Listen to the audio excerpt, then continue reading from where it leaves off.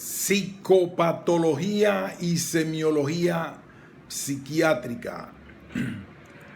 Un ensayo de Ricardo Caponi M. Prólogo. Los textos que contribuyen a la información psiquiátrica constituyen hoy un caudal inabarcable. Es tarea difícil para el estudiante de la especialidad extraer aquellas lecturas que tengan realmente un carácter iniciador fundamental.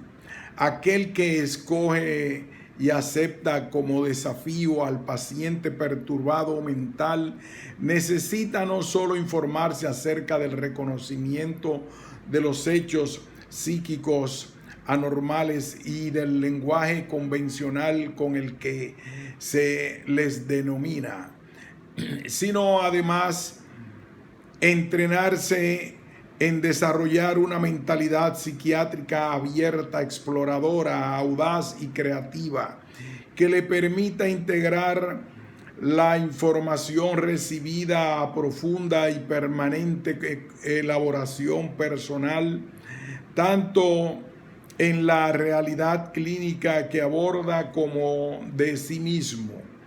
El cauce que contenga la amenaza de desborde, sea intelectual, afectivo, omnipotente o personalista, por mencionar solo algunos, será siempre la viva conciencia de que todo acto médico es fundamentalmente un acto de ética y muy en especial en la disciplina psiquiátrica. Fruto de largas horas de tranquila discusión suscitada por pacientes y compartida en la docencia común, las páginas que siguen recopilan los conceptos, descripciones y denominaciones que hemos considerado esenciales para la iniciación psiquiátrica. Nuestra primera intención fue configurar con ella un cuadernillo auxiliar para la docencia psiquiátrica que facilitara la adquisición de habilidades, de destrezas en el reconocimiento, descripción y denominación de los hechos psíquicos insólitos que ofrece tanto el paciente que se propone a la acción médica especializada como el que se niega a ella, pero de algún modo es denunciado. La seriedad investigadora y el enorme esfuerzo de integración informativa del doctor Ricardo Caponi hicieron posible que impensadamente tomara la forma de texto. La realidad clínica en psiquiatría adopta fisonomías versátiles según la dirección de los interrogantes con los que se la cuestiona. Esta peculiaridad de lo psíquico, que probablemente sea extensiva a otros modos de realidad, es agente de confusión para aquel médico tradicional bajo una epistemología que en lo fundamental es de causalidad lineal.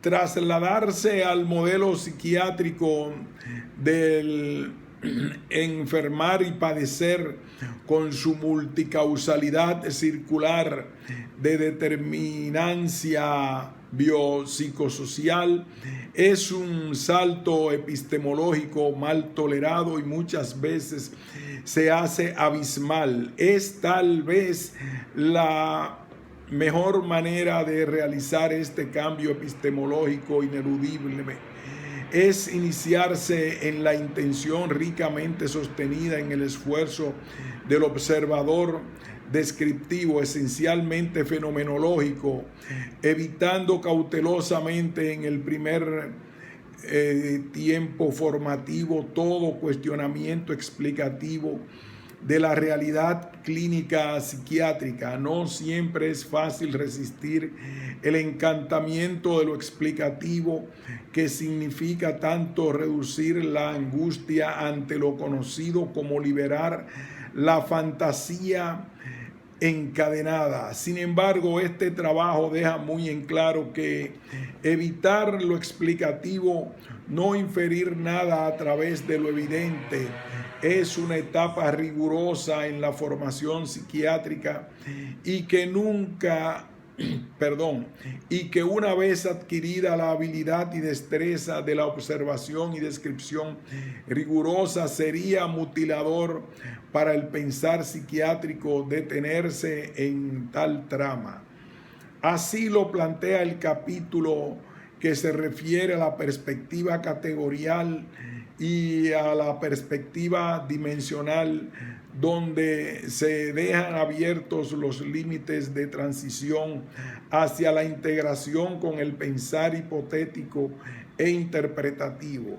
Estamos ciertos de la solvencia con que los aspectos anteriormente destacados, entre otros muchos, han sido tratados en este trabajo de síntesis y creación realizado por el doctor Caponi.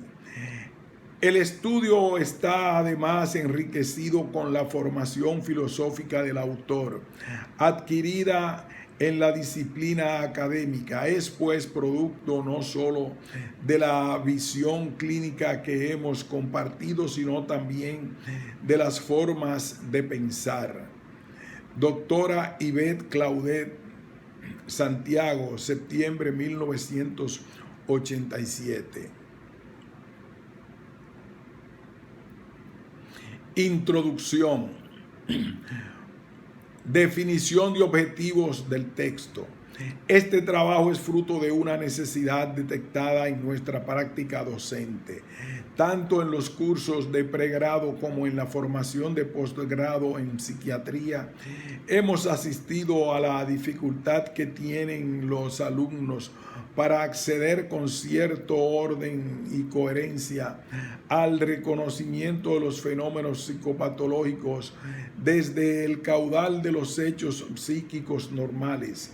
Al respecto, les surgen muchas interrogantes con mayor o menor claridad, pero que en general apuntan al deseo de satisfacer dudas respecto al enfermar psiquiátrico desde la óptica médica tradicional en la que han sido formados.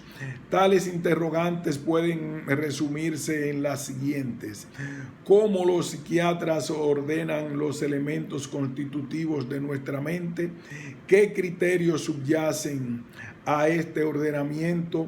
¿Cuál es la connotación precisa de aquellos términos del lenguaje psiquiátrico con los cuales se designan estos elementos y estados psíquicos, ya sean normales o patológicos? ¿Cómo detectarlos en los pacientes?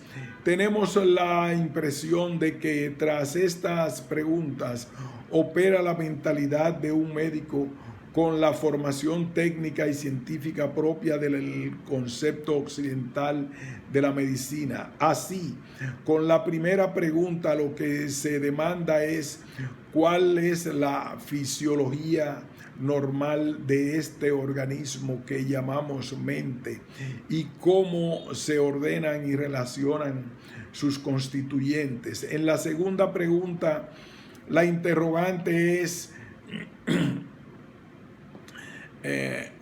si al ordenarlas de tal o cual modo a que se le da importancia a órgano afectado, al síntoma o la función. La tercera pregunta se puede formular como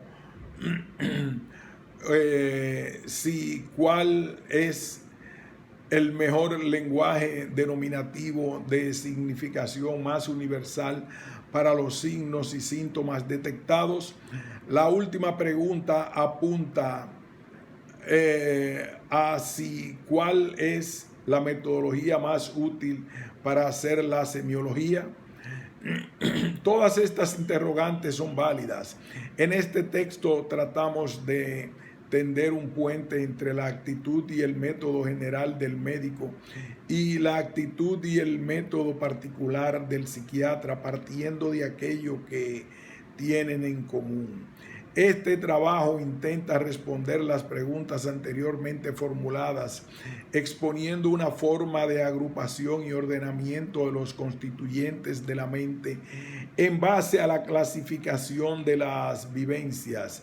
También mostrará que la consideración de las vivencias como eje de la clasificación es derivado de un método de aproximación al ser humano, el método fenomenológico, el cual tiene su propia epistemología en la filosofía fenomenológica.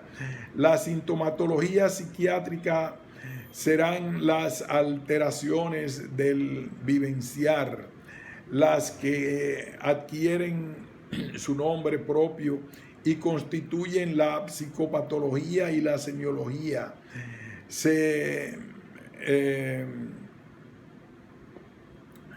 De dejar a través del propio método fenomenológico. Así, entonces, el alumno de medicina y el estudiante de posgrado podrán visualizar que tras el diagnóstico psiquiátrico subyacen principios que en su estructura y organización son similares al diagnóstico médico, así como a él en su formación le enseñaron primero la fisiología del aparato respiratorio, luego la fisiopatología del mismo, para enseguida aprender cómo se manifiesta esta fisiopatología en el enfermo a través de una semiología en cuya práctica clínica se entrenó. Observará que en el método psiquiátrico guarda analogías que se facilitan con su supresión. Verá que cuando un psiquiatra se aproxima a un paciente, estará considerando los aspectos psicológicos del funcionamiento del aparato mental, sus vivencias, análogo a la fisiología, la alteración de estas, o sea, su psicopatología, análogo a la fisiopatología, y que esta psicopatología se traduce en síntomas y signos que también son denominados con términos propios por el psiquiatra, análogo a la semiología. Luego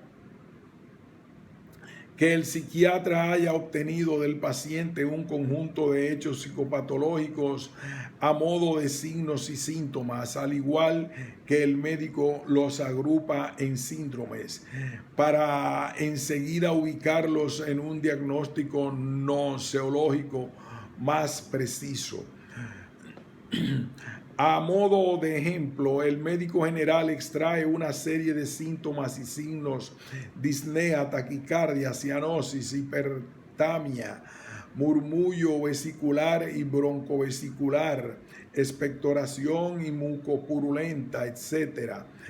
Y establece un diagnóstico sindromático que en este caso es un síndrome que es de insuficiencia respiratoria. Luego, sumando antecedentes y exámenes de laboratorio, intenta un diagnóstico nosológico: bronquitis aguda, bronquitis crónica y neumopatía, etc. También el psiquiatra, al hacer análisis psicopatológico, extrae una serie de hechos psicopatológicos como por ejemplo tristeza, decaimiento, anorexia, pesimismo, desesperanza, sentimientos de culpa y desvalorización propia, inhibición psicomotriz, etc., y los agrupa bajo un cuadro sindromático, en este caso síndrome depresivo. Enseguida,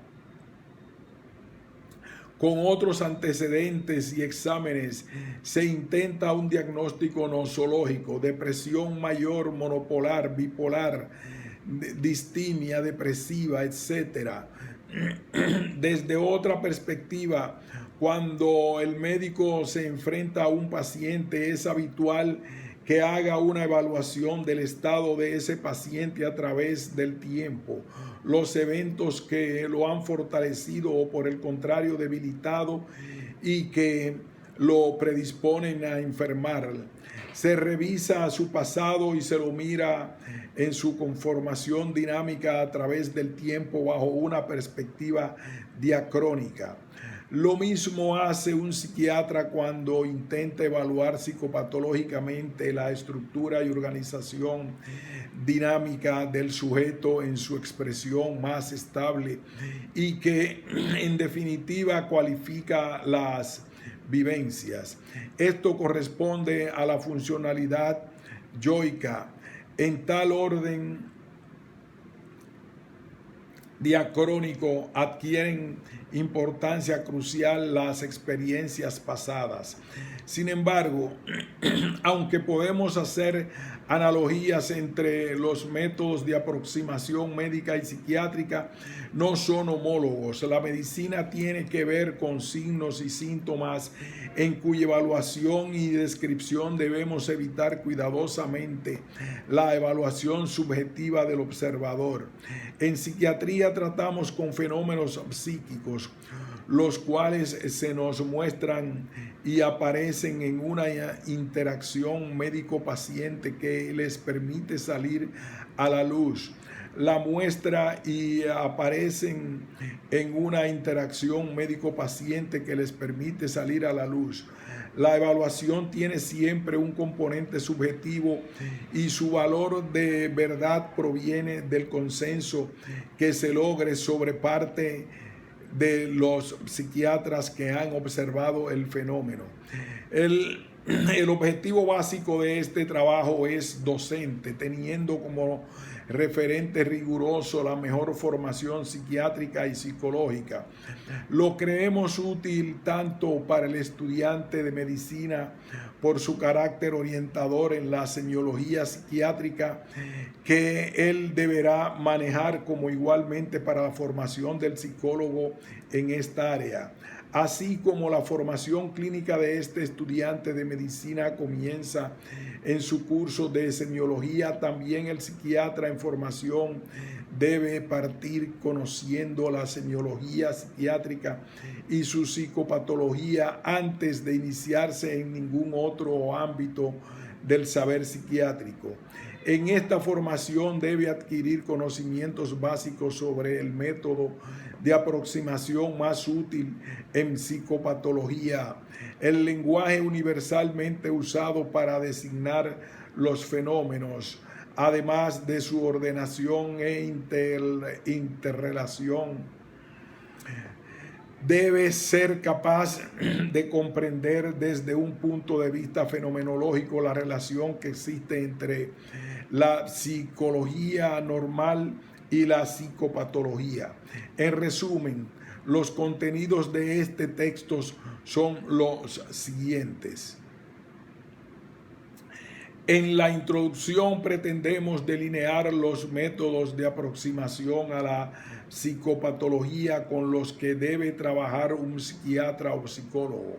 Estamos convencidos de que un texto de psicopatología y de quizás más bien pudiera llamarse de semiología psiquiátrica, apuntando a su carácter de aplicación práctica, debe privilegiar sobre toda la preciosidad teórica su eficiencia como instrumento de ayuda al acto de curación mental.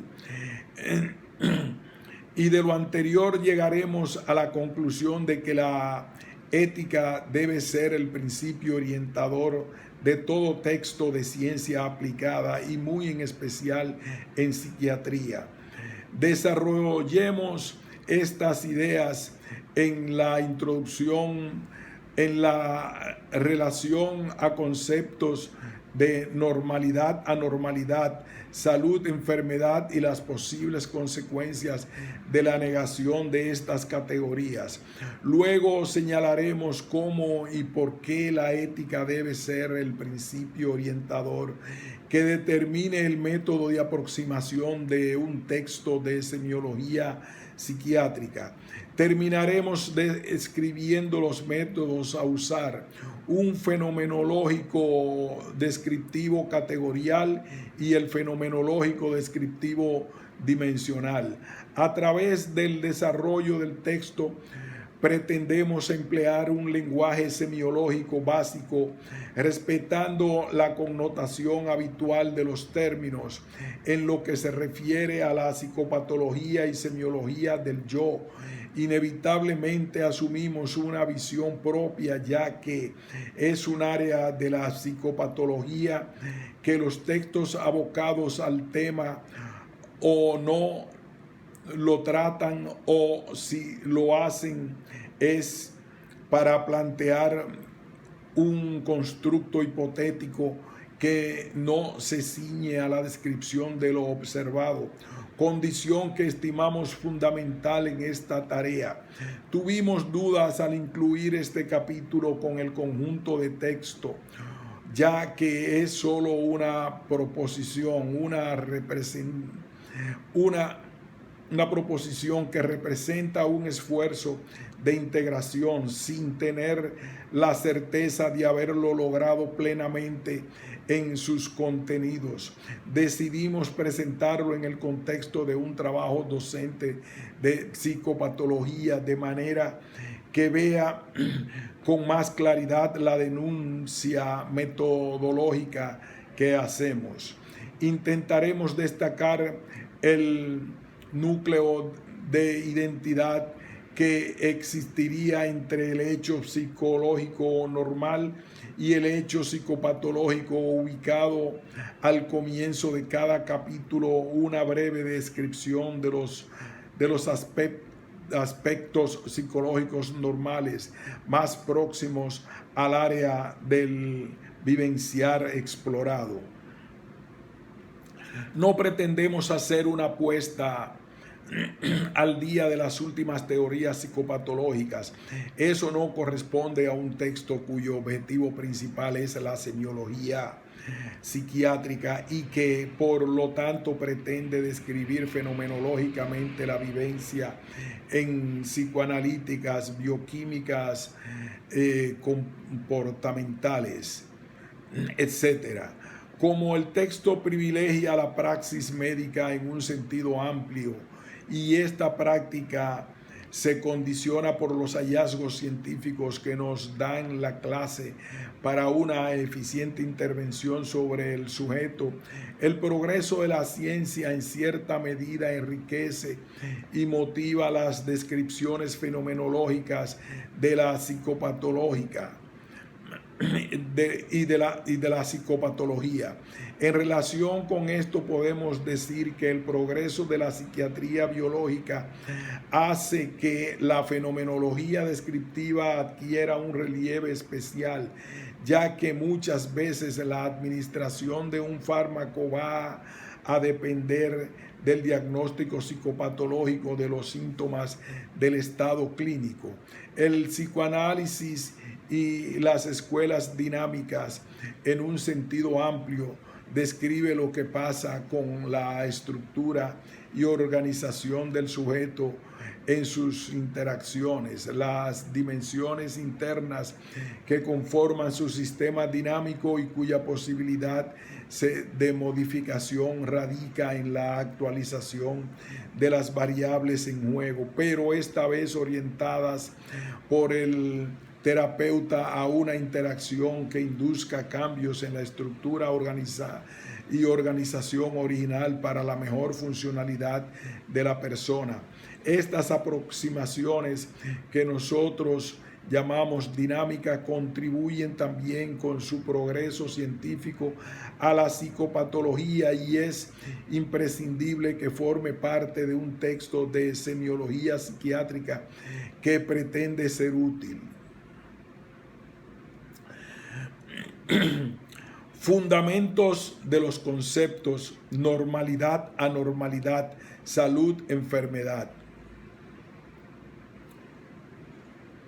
Introducción.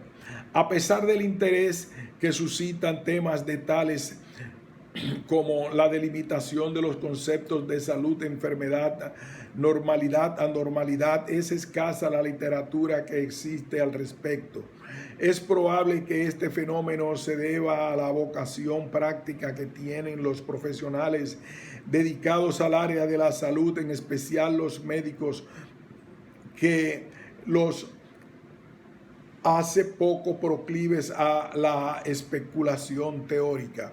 No así en el área psiquiátrica. Las primeras preguntas que surgen en el estudiante de medicina al hacer su curso de psiquiatría o al becado en el inicio de su formación son de índole especulativa en torno a que vamos a llamar sano, normal, enfermo o anormal.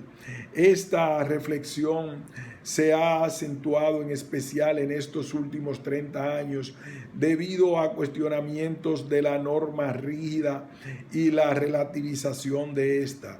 También ha influido el psicoanálisis y la visión de la psicopatología como un continuo en que la normalidad y la anormalidad se plantean como una cuestión de grados sin diferencias cualitativas, sino solo cuantitativas, y donde todos estamos expuestos en mayor o menor medida a transitar de un extremo a otro. Algo similar ha sido el aporte de la antropología cultural, que nos ha mostrado pueblos y culturas diversas de la nuestra, con una coherencia interna que nos lleva a relativizar el concepto despectivo de primitivez. En ambos casos, ya sea frente al enfermo mental como a culturas aparentemente más rudimentarias, hemos perdido el aire de superioridad arrastrado tantos años y hemos relativizado la norma. Por otro lado, confluyen a este cuestionamiento los métodos sociológicos que señalan que las cosas no son lo que aparentan y que tras un psiquiatra con las mejores intenciones de ayuda pudiera existir un mercenario de los intereses de una determinada sociedad. Esto último está fuertemente apoyado por diversas teorías, métodos, técnicas y lenguajes que condenan la concepción del enfermo mental que maneja nuestra sociedad y propone cambios radicales. Movimientos antipsiquiátricos interesantes y que han hecho notar su influencia en las últimas décadas. Por último, la crisis actual de las concepciones psiquiátricas no es sino la cristalización en esta disciplina de una crisis general de los valores y de las instituciones que vive nuestra sociedad. En los periodos de crisis, cuando el impulso y la motivación a la planificación y la construcción de las cosas se ve trabado por la pérdida del sentido, que el hombre recurre a la meditación y reflexión, buscando los fundamentos lógicos y epistemológicos de sus propias creencias. Me parece que es durante los periodos de crisis que los científicos que vuelven al análisis fisiológico de lo que hacen, Kant, Th. Este camino reflexivo que desarrollemos enseguida sigue en gran medida el esquema planteado por Cusolaro, M. Normalita, E. Desvianza. Concepto de normalidad. Normalidad etimológicamente significa dar cumplimiento a una norma. Para entender el concepto de normalidad debemos abordar el concepto de la norma tal como es usado en la actualidad. A juicio nuestro existen dos significados del término norma: norma ideal, norma descriptiva o estadística o modal. 1. Norma ideal. Se considera norma todo aquello que cumple con cierto modelo de hombre que el hombre valora y supone que debe tratar de tender. Sería un estado convencional de perfección que no siempre es posible lograr, pero es la norma a la que se debe aspirar. Aquello considerado como norma ideal puede provenir de un modelo creado por el hombre, el cual se supone debe cumplirse para poder considerarse anormal, o de un modelo extraído de la naturaleza de los seres vivos, al que se le da el carácter de paradigma en que basarse para calificar lo sano de lo desviado. Revisaremos ambas normas ideales. 1.1. Norma ideal descriptiva o del deber. Concepto: es la norma del deber. Normal es aquello que es como debe ser, y desviado o anormal aquello que no es como debe ser. Este deber ser es en relación a una hipótesis coherente que da cuenta de cómo sería un funcionamiento óptimo del sujeto. Un ejemplo de norma descriptiva o ideal en psiquiatría es la derivada del psicoanálisis. La normalidad es considerada como una matriz de funciones altamente integradas. La relacionan los diversos elementos constitutivos del yo en una interacción que se describe como un funcionamiento ideal y óptimo. Esto no aprecia cuando un psicoanalista habla de salud mental, como cuando se refiere al complejo problema de definir criterios de tratamiento exitoso. Freud lo dijo: un yo normal es como una normalidad en general, un ideal ficticio. Limitaciones. A. Plantea un criterio subjetivo, arbitrario y selectivo, que es aquel que subyace en los fundamentos sobre los cuales construye su hipótesis, al cual se supone debe el hombre tender para considerarlo normal. B. Como nadie puede alcanzar una norma teórica tan perfecta, es un ideal ficticio frente al cual todos somos anormales. C. Carece de utilidad clínica, ya que no discierne finalmente sobre quién necesita ayuda. 1.2. Norma ideal natural, constitutiva o funcional. Concepto: Cusolaro la llama norma constitutiva y la define como aquella norma que precede a la identificación de algún procedimiento. Einsek la llama norma natural, apelando al modelo de funcionamiento en el cual se basa. Hofstadter la denomina norma funcional y señala: es el estado adecuado de un individuo en relación a sus fines y a su actividad.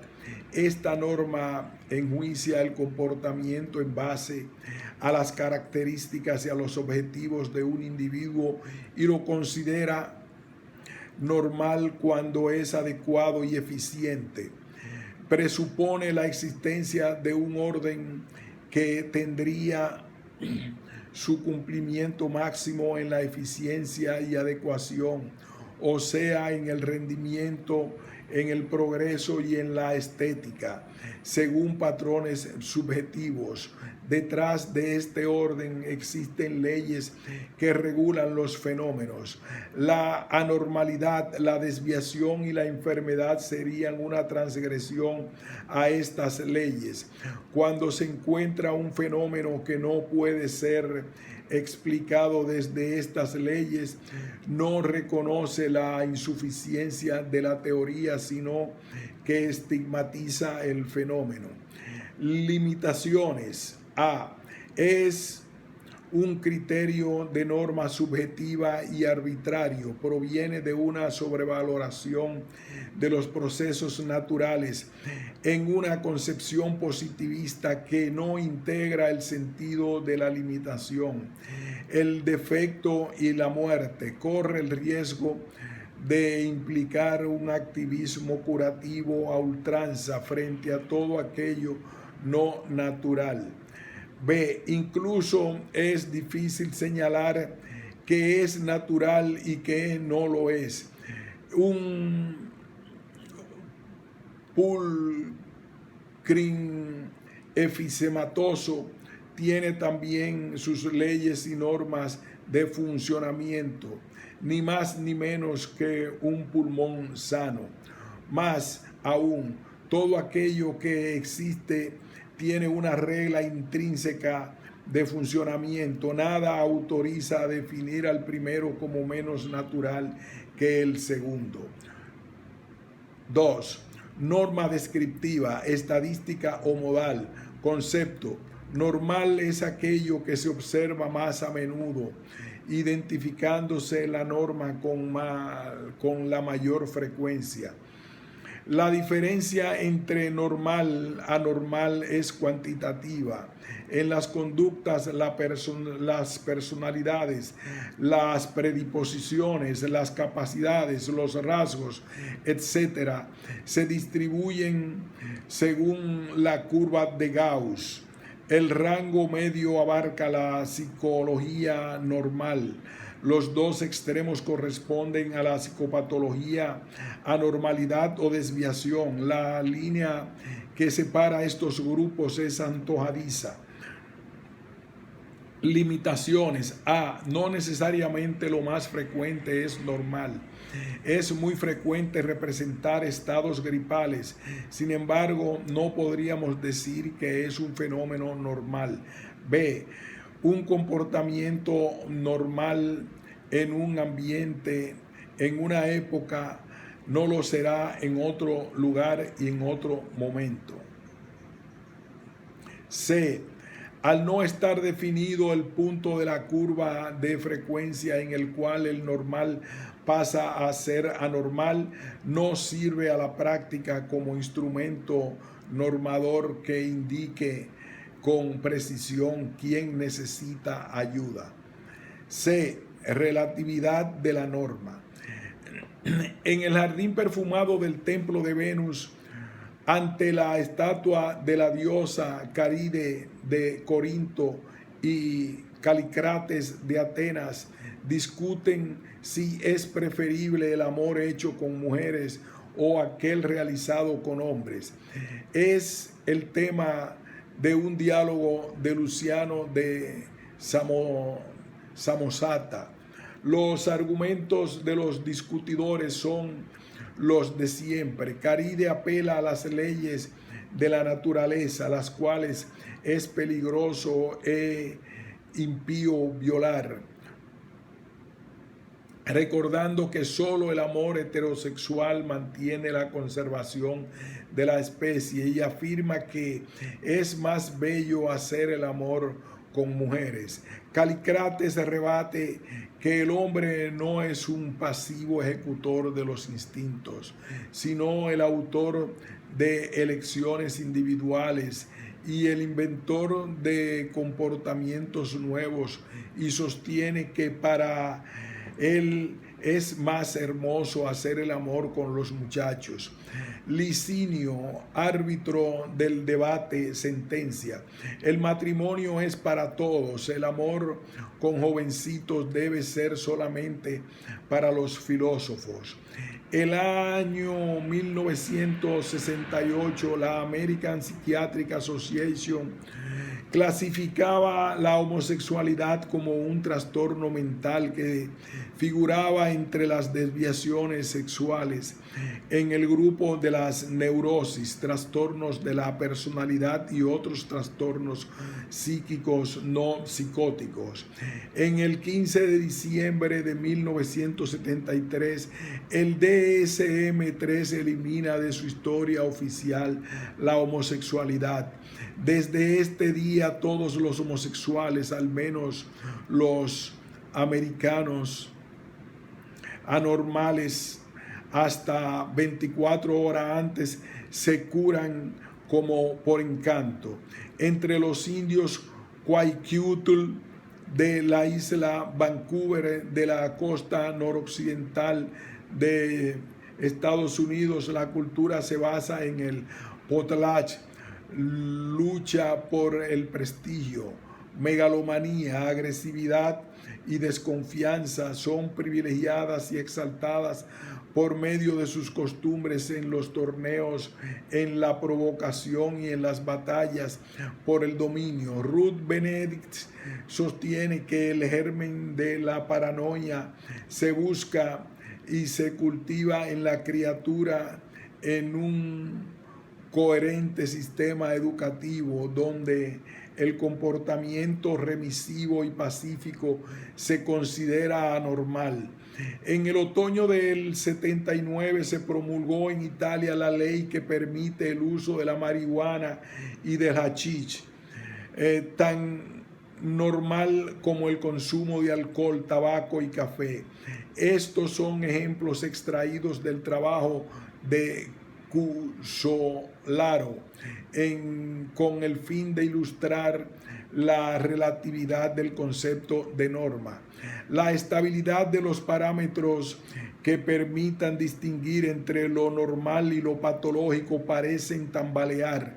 En Grecia la homosexualidad era normal para los filósofos, pero reprochable para la gente común. Los homosexuales se mejoraron a partir del año 73 con una supuesta condición enferma, un Kwajalein exitoso entre su gente. Para nosotros sería intimado con el diagnóstico de paranoia y un masticador de coca de la zona andina mental,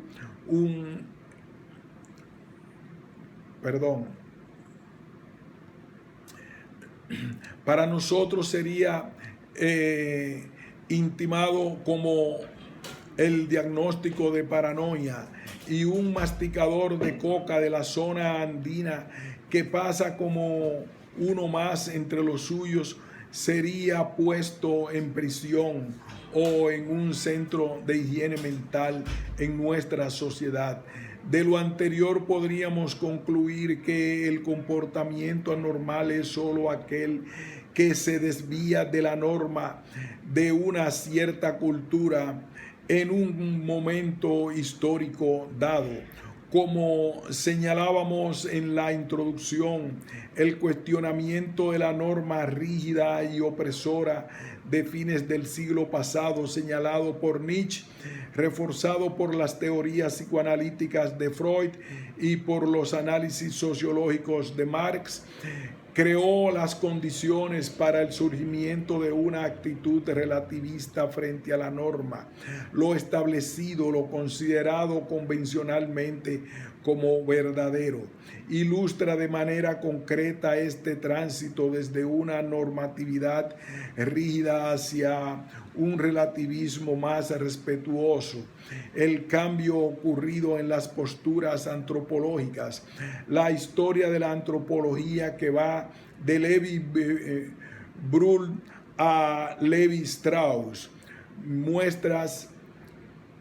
muestra el pasaje del etnocentrismo al relativismo étnico, o sea, de un evaluar todas las culturas teniendo como paradigma la nuestra, aún considerar que ninguna cultura debe enjuiciarse en relación a otra.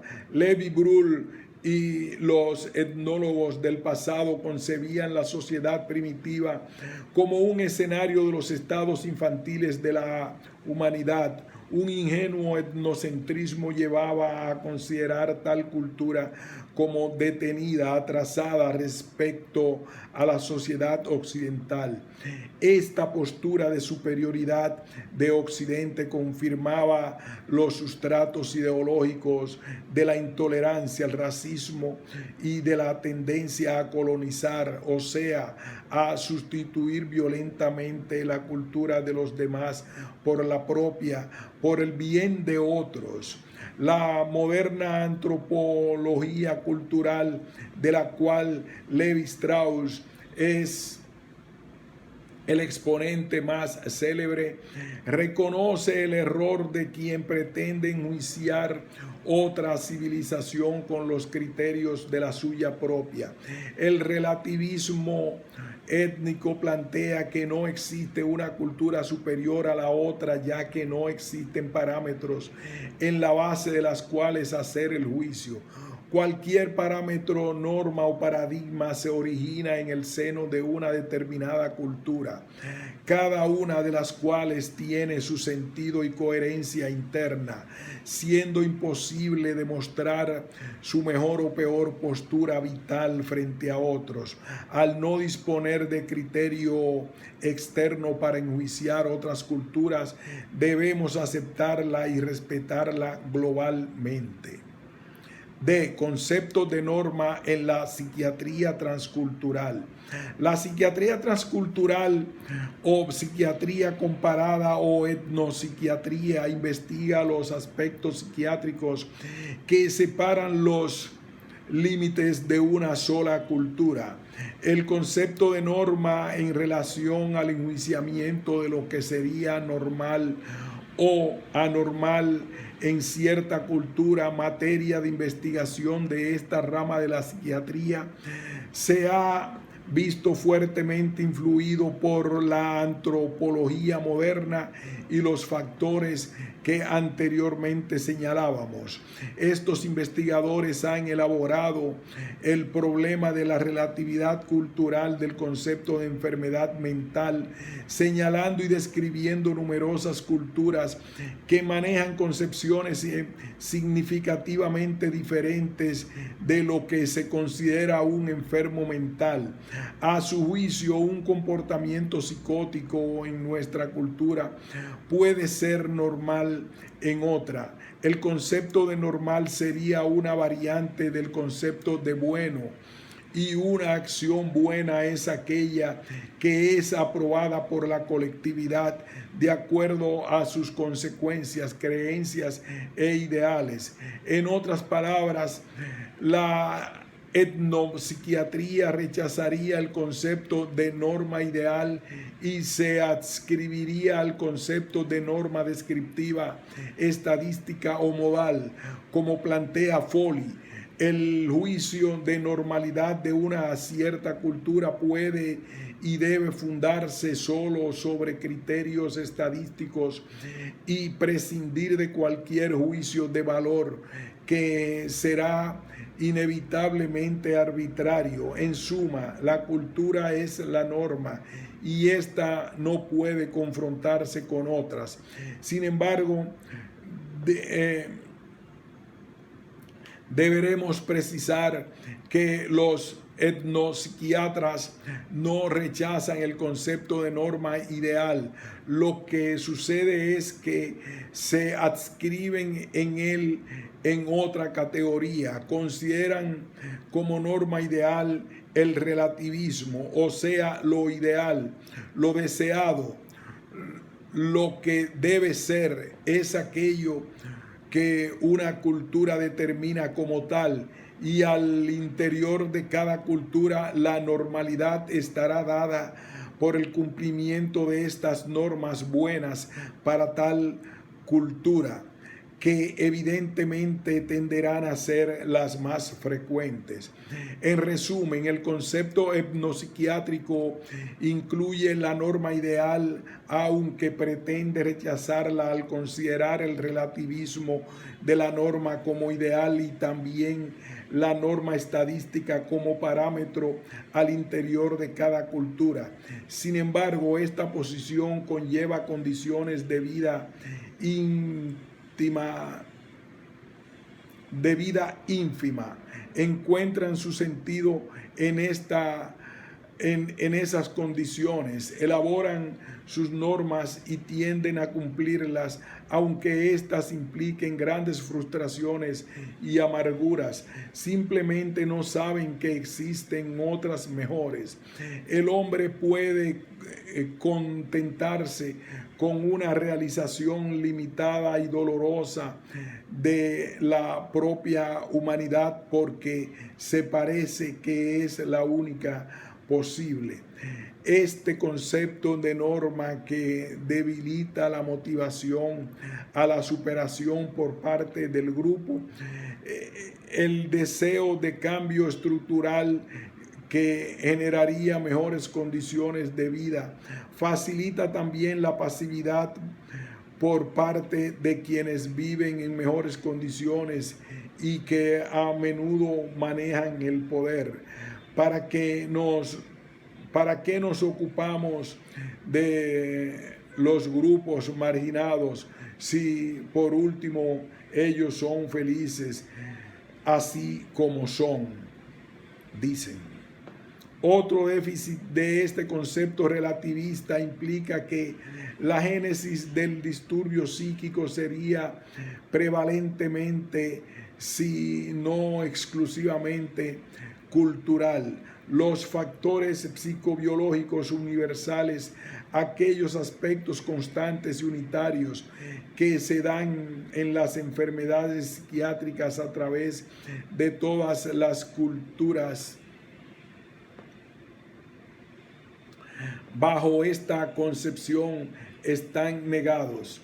Algunos autores como Cusolaro, Friggi, Wygotsky y Magli consideran que el error de los etnopsiquiatras relativistas yace en sobrevalorar los contenidos del comportamiento, los cuales son efectivamente relativos y evitan así el análisis de la forma y de la estructura. La percepción delirante no podrá ser más relativista en el plano de la forma. Friggi, 1965. El comportamiento de los Quaiquitul es análogo, no homólogo al de los paranoicos. Wygotsky, 1953. El toxicómano se aliena, usa la droga para huir de sí mismo. Su meta es el vacío y el anulamiento. Magli, 1979. El uso de las drogas en rituales y ceremonias religiosas es muy diferente. Tiene un significado colectivo. El chamán es eterno. Es utilizado por el grupo del cual forma parte y que le ofrece a su patología un nicho institucional. De hecho, él mismo percibe su propia inclinación chamánica como dolorosamente egoistónica y, aunque utilizado, permanece al margen del grupo. Cusolaro, 1977. Analizando esta misma situación del chamán, podemos evidenciar el tercer defecto del concepto de norma etnopsiquiátrico relativista. El chamán siente que hospeda en el onúnculo devorador del mal. La tribu cree por tradición que los chamanes tienen poderes sobrenaturales, Confundir las dos cosas equivale a negarse a distinguir lo sociológico de lo psicológico. El chamán está perturbado no porque comparte la creencia de su tribu, sino porque en su caso particular de tal creencia se transforma en una experiencia subjetiva. Deverox, 1973. Esta confusión entre lo sociológico y lo psicológico se da también al considerar la utilidad social como criterio de salud mental. Hay estados que llamamos patológicos, aunque estos puedan ser usados en un determinado contexto. La locura del chamán es usada por su tribu, así como el niño psicótico es el loco por procura, que permite a una familia no enfrentar las funciones y los conflictos en sus otros miembros. En cualquier caso, esta utilización no autoriza a negar la enfermedad. Deverox, 1973. Estas últimas reflexiones imponen las necesidades de elaborar un fundamento de la norma. Hacia un fundamento del concepto de normalidad. Hemos señalado en estos apuntes que la aproximación a la psicopatología la haremos a través del método fenomenológico. Surge de inmediato la pregunta: ¿existe un concepto de normalidad, anormalidad o salud y enfermedad que pueda derivarse de este método? Creemos que no. El método fenomenológico se inscribe en lo que definiremos como el primer acto del quehacer médico, el momento en el que se describen los fenómenos, el momento operativo dedicado a la modificación de los fenómenos que pertenecen al orden de los valores, donde el hacer o no hacer es una elección ética y que es el que define en sentido estricto lo anormal o lo enfermo. Es totalmente ajeno al método fenomenológico descriptivo que Jaspers trata a la psicopatología desde la fenomenología husserliana. Al llegar a este punto debemos precisar algunos conceptos en relación al método fenomenológico en psiquiatría. Fenomenología en psiquiatría puede tener dos acepciones, en el sentido de una psicología descriptiva de las manifestaciones de la conciencia o como método de investigación de los modos de existencia del enfermo. La primera, en definitiva, la psicología descriptiva, es la propiamente jaspersiana. Sarro Burbano, en su trabajo La agonía del psicoanálisis, señala que Jaspers, que abandonó la psiquiatría para dedicarse a la filosofía en la cual se aplica el método fenomenológico propiamente tal, en el prólogo a la séptima edición de su obra Psicopatología General, señala que su libro no representa una dirección fenomenológica en el sentido habitual del término. Jaspers escribe su Psicopatología General basado en el concepto inicial de Husserl sobre fenomenología. La captación de las cosas mismas provenía de la descripción saturada de rigor. De aquí proviene la fenomenología descriptiva y elementalista de Jaspers. En un segundo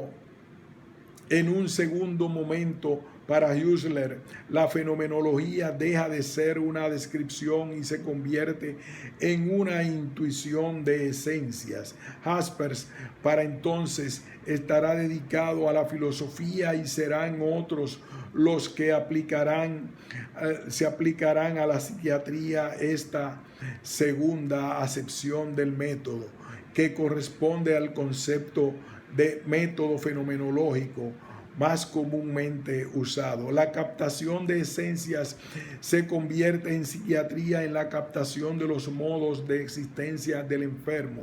Por esto se le denomina fenomenología existencial. Sus pioneros son Minkowski y Binswanger. En esta escuela sí se puede deducir un concepto de hombre enfermo inspirado en la postura metafísica que elabora en relación a la existencia, no así del método jaspersiano, en tanto fiel recolección de lo experimentado por el enfermo y por el observador frente a este. A través del texto usamos el término fenomenología en el sentido descriptivo jaspersiano y por ende no podemos desde este concluir un concepto de normalidad o anormalidad. En la fundamentación del concepto de normalidad distinguimos los siguientes tres aspectos. A. La normalidad como juicio inevitablemente subjetivo. Como hemos visto, el esfuerzo por definir la normalidad en términos objetivos, prescindiendo de los juicios de valor, resulta estéril. Debemos aceptar que el acto de determinar lo normal o lo anormal es siempre un juicio, o sea, una operación valorativa y por lo tanto subjetiva, fundada sobre una diferencia cualitativa y no cuantitativa. En estas operaciones valorativas distinguimos y clasificamos no solo en relación a sus diferencias con los demás, sino también emitimos un juicio valorativo al atribuirle un valor negativo a determinada condición. En medicina y así en psiquiatría como en cada ciencia aplicada se llevan a cabo dos operaciones distintas, aunque en la práctica se realizan fundidas. Un momento especulativo dedicado a la reflexión e interpretación objetiva de los fenómenos que pertenecen al orden de los hechos, siendo una acción descriptiva y cuantificadora. 2. Un momento operativo dedicado a la modificación de los fenómenos y orientado por un juicio cualitativo que pertenece al orden de los valores y es subjetivo en el sentido antropocéntrico. La primera operación pertenece al campo de la ciencia objetiva, natural. La segunda es una elección subjetiva, o más precisamente ética. Como señala Cusolaro, hasta el más técnico de los médicos no escapa a esta bipolaridad, la cual es intrínseca en su rol, en su función. No puede sustraerse a la responsabilidad de un juicio de valor cuando individualiza un tumor y enseguida cuantifica el grado de desarrollo según reglas convencionales. Realza un valor natural cuando lo califica como enfermedad y los extirpa, lo valora como evento negativo, malo, malade en francés, malatia en italiano, y tiene la misma raíz que malo, negativo y malo respecto al hombre y concretamente a su paciente, no a la naturaleza. Nosotros enjuiciamos como enfermedad el infarto que mata a un hombre o la locura que altera su mente, pero no así un ciclón o la explosión de una estrella. Estos fenómenos los consideramos impresionantes, pero naturales, o sea, anormales, pero no así un ciclón o la explosión de una estrella. Estos fenómenos los consideramos impresionantes, pero naturales, o sea, normales. No nos planteamos que contravengan las leyes naturales. Que un hombre muera de infarto o enloquezca es un evento absolutamente natural que no desobedece ninguna ley. Al contrario, nos muestra un natural y dócil sometimiento a las leyes naturales. Pero no es la misma cosa para el hombre. Y no lo es. Y no lo es, no porque debe vivir y vivir bien, es porque quiere vivir. El tumor, el infarto, la locura no son una transgresión a las normas naturales del hombre, sino desilusiones de sus deseos. Sano, enfermo, normal, anormal, son antinomias médicas, no biológicas. Basta pensar que el biólogo enjuicia la sexualidad y la muerte como fenómenos del todo equivalentes, indispensables para el continuo renovamiento genético que permite la evolución de la especie. Por esto, Canguilhem escribe que la patología puede ser científica, pero nunca podrá ser objetiva. Hasta los fines de la Edad Media, el hombre occidental consideraba el universo como construido para sus fines, en una visión encantada donde todo era para y por el hombre, ilusión narcisista antropocéntrica de la realidad que llegaba a concebir la enfermedad como tal para el hombre y no para la naturaleza. Por todo esto mediatizado por Dios, lo que Weber llama el desencantamiento del mundo que nace con el desarrollo de la racionalidad científica, inicia con Copérnico y Galileo, y que si bien en su primer momento ubica el hombre en el centro del universo, en una comprensible actitud de soberbia, posteriormente lo llevará a darse cuenta de su limitación y precariedad.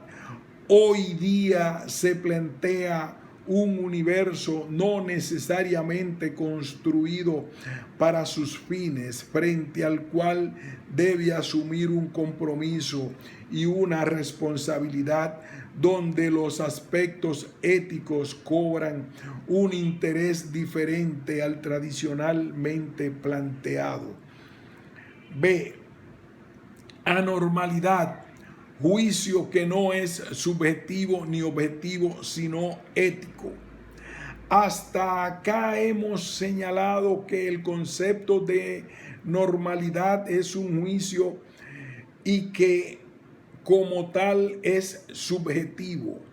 El fundamento, o dicho de otra manera, las variables que subyacen y contribuyen a plasmar un determinado juicio constituyen en última instancia la postura ética del sujeto que emite el juicio, pero que, como veremos a continuación, no puede reducirse a un simple subjetivismo.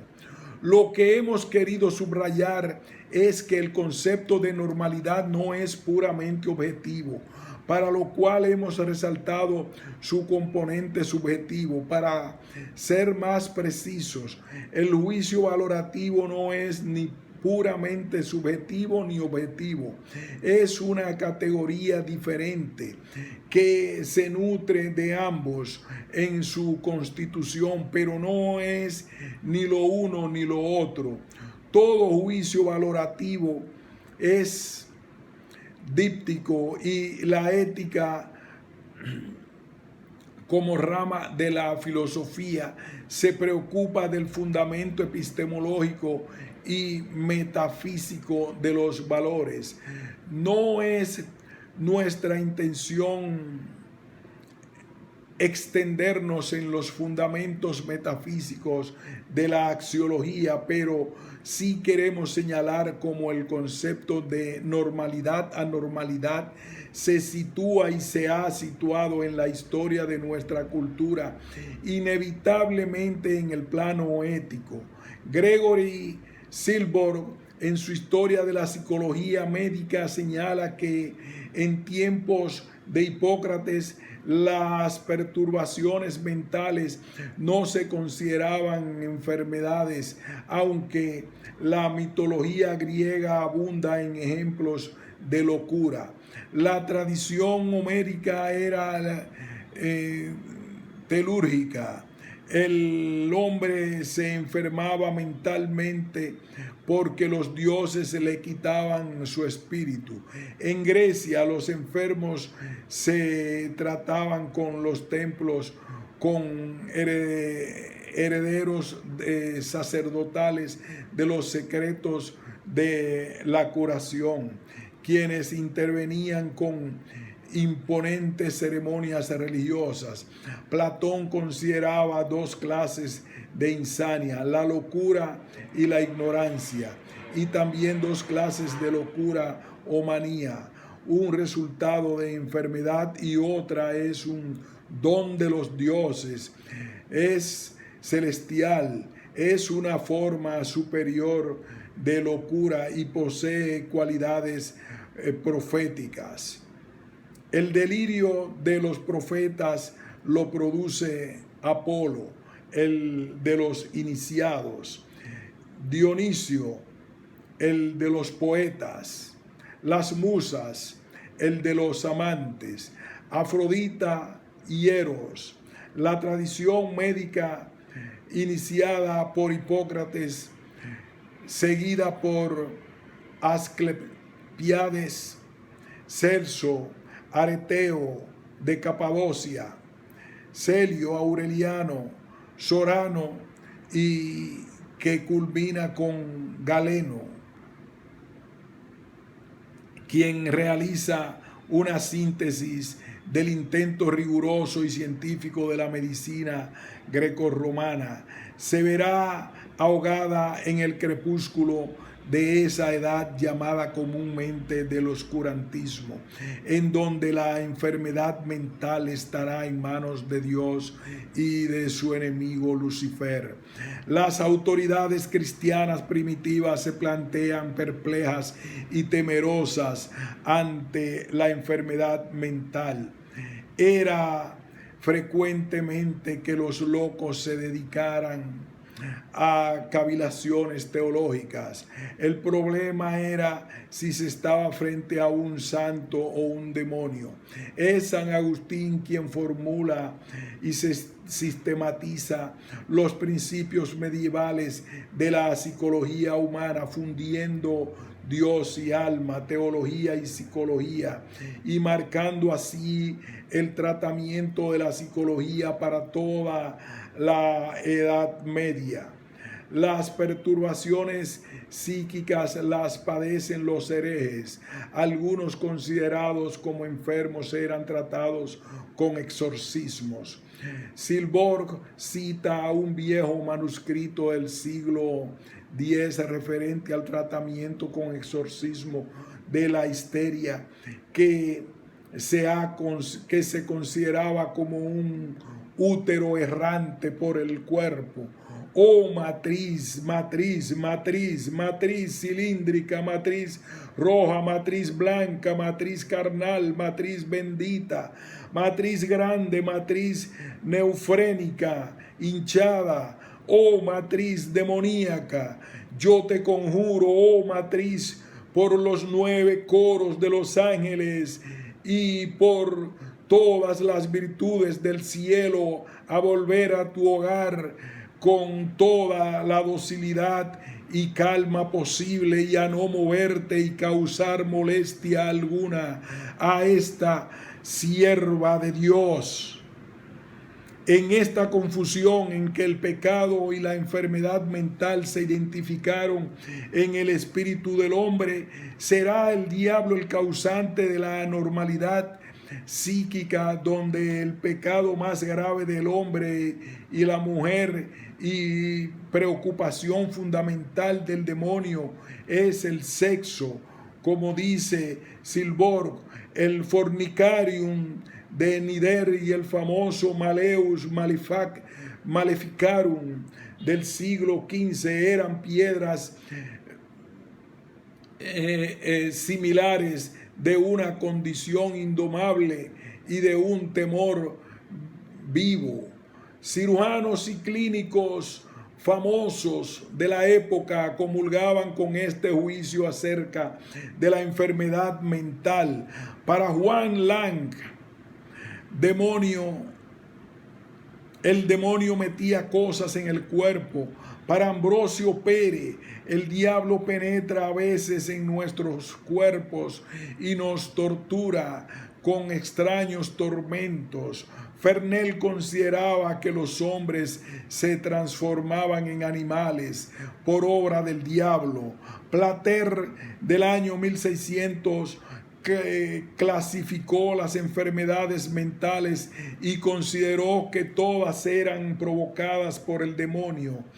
Leloyer atribuía la mudez psicopatológica al diablo, que ocupando todo el cuerpo del hombre permanecía silencioso.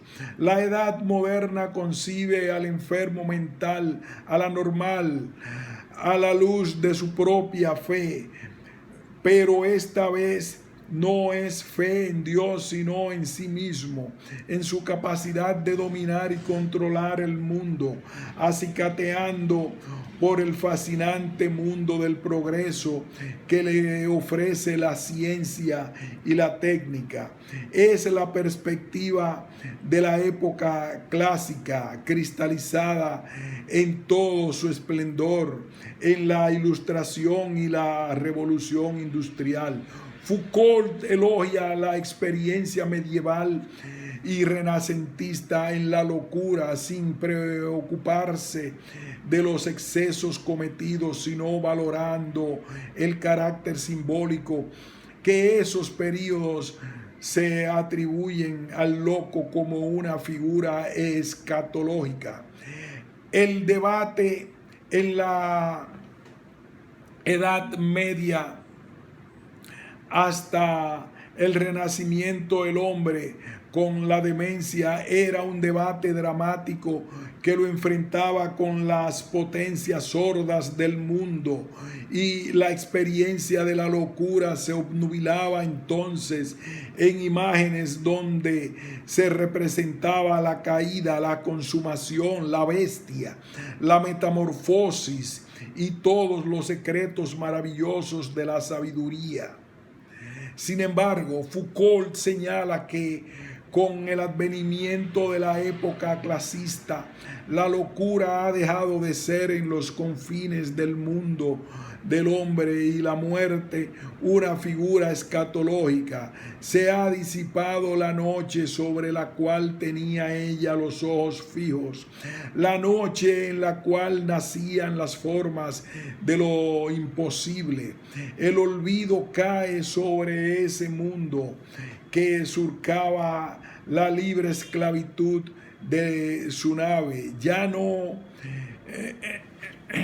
era de una más acá del mundo, aún más allá en su tránsito extraño. No será ya nunca ese límite absoluto y fugitivo.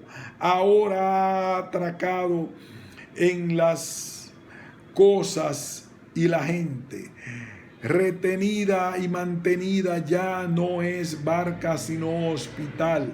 Refiere Foucault que la locura va a ser reducida a silencio por la época clásica a través de la fuerza. Se crea el hospital general instancia de orden monárquico y burgués que se organiza en Francia y posteriormente se extiende a toda Europa. El problema de la normalidad mental se confunde con la vagancia, la insensatez, la mendicidad y la ociosidad. Se transforma en un asunto de policía.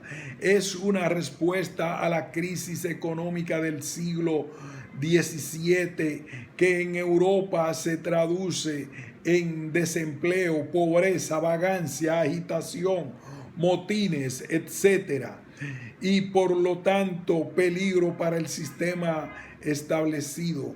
Es la ociosidad la que va definiendo el perfil de la normal. Foucault señala: en la edad clásica por primera vez la locura es percibida a través de una condenación ética de la ociosidad y dentro de una inmanencia social garantizada por la comunidad del trabajo, donde el inútil social es rechazado. Al loco se le margina porque franquea por sí mismo las fronteras del orden burgués. A la normal se le rechaza por su falta de perseverancia, su insensatez, su ociosidad y pobreza, su pasividad que cuestiona ese espíritu progresista, existía y eficientista de la época.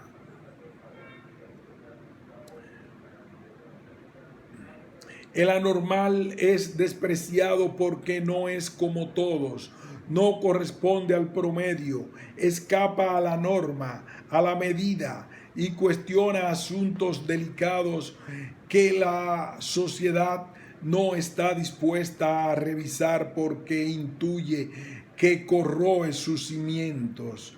El racionalismo y el positivismo gestado en la época clásica ahogarán al hombre y lo llevarán a la desesperación en nuestra época contemporánea. Es Kierkegaard su exponente más emotivo. Kierkegaard quiere liberar al hombre de un Dios exigente, racional y opresor.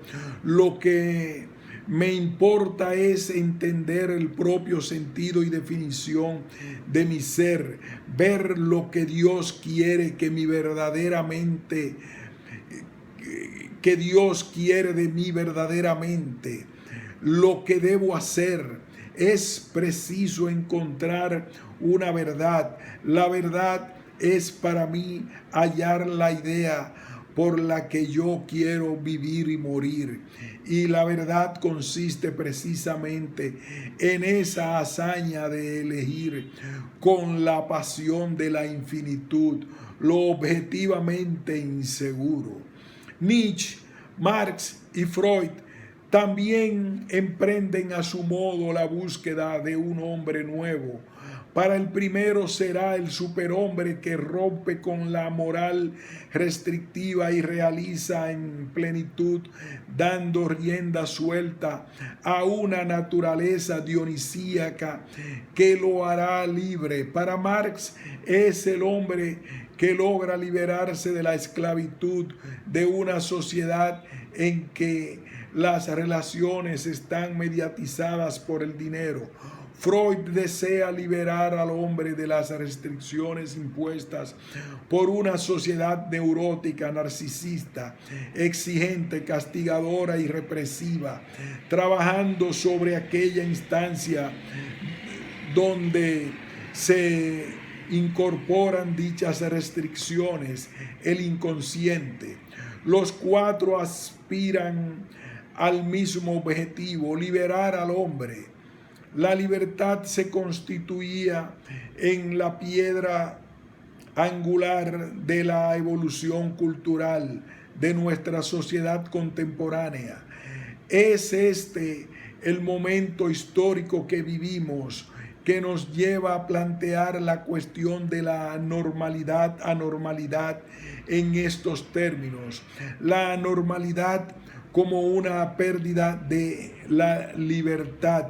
Hemos descrito como un juicio de normalidad, anormalidad en la historia de Occidente. Ha estado condicionado por el momento cultural. Repetimos, hemos descrito como el juicio de normalidad, anormalidad en la historia de nuestro Occidente. Ha estado condicionado por el momento cultural por el cual la sociedad atraviesa. Se ha enjuiciado a la normal como un castigo de Dios, como un ocioso o actualmente como un reprimido en sus libertades de ser. Hemos señalado que no podemos enjuiciar una cultura o un momento cultural como superior o inferior. Los tres momentos son válidos, sin embargo, todos tienen una responsabilidad histórica en relación a la cual los evaluamos. Y esta es el juicio ético que se hizo del enfermo mental. Juicio ético en cuanto entrama una praxis. No enjuiciamientos que al loco se lo haya considerado un santo o un demonio, postura inclusive interesante y atractiva, sino que se hizo con él. No enjuiciamos el considerar a la normal como al margen del proceso productivo, sino qué se hizo con él. Tampoco se nos enjuiciará el considerar hoy día a la normal como restringido en sus posibilidades de ser, sino qué hacemos con él. Si tras esta concepción del enfermo mental concluimos una práctica en la cual lo abandonamos para que se despliegue en toda su libertad, si por llevarlo a ser libre lo sometemos a diversos procedimientos que resulten finalmente más opresores que su propia condición, o si lo acompañamos respetuosamente a la búsqueda de su propia existencia. Esta es en definitiva la elaboración ética que debe asumir el profesional de la salud mental como una responsabilidad ineludible. La interrogante que surge a continuación es acerca de la metódica a seguir, metódica que nos conduzca a una adecuada elaboración ética de los conceptos de normal, anormalidad. Podríamos decir que es la metódica de análisis valorativo, ético o axiológico que deben tener presentes en su discernimiento todas las ciencias aplicadas, siguiendo de cerca a Salazar Bondi en su texto Para una filosofía del valor. Queremos señalar los siguientes aspectos como los más importantes en dicha elaboración. Hay básicamente dos formas de relacionarse con el mundo: las personas con las cosas, en una actitud en que la conciencia constata y en que la experiencia se traduce en una contemplación neutra de las cosas, o una conciencia y una experiencia donde lo fundamental no es la constatación o expectación pasiva, sino el compromiso. Esto último significa aceptación o rechazo del mundo por el sujeto. Es en esta segunda actitud donde se constituye lo esencial de la praxis y por ende de la vida valorativa o ética, ya que al ejecutar el algo modificamos y en este acto hay una aceptación o rechazo implícitos. Esta experiencia de un valor no es solo afectivo con nativa, o sea, deriva de un subjetivismo emocional. Una parte importante de esta experiencia valorativa está dada desde la vertiente intelectual. En este proceso intelectual se elabora en lo que Salazar Bondi señala como concepto de la cosa buena en su género, pero advirtiendo que no se trata de conceptos objetivos descriptivos con que operan la conciencia y experiencia constatativa y contemplativa. Lo que esta variable intelectual aporta es la inserción en la realidad objetiva, en la valoración. Hasta aquí hacemos una pausa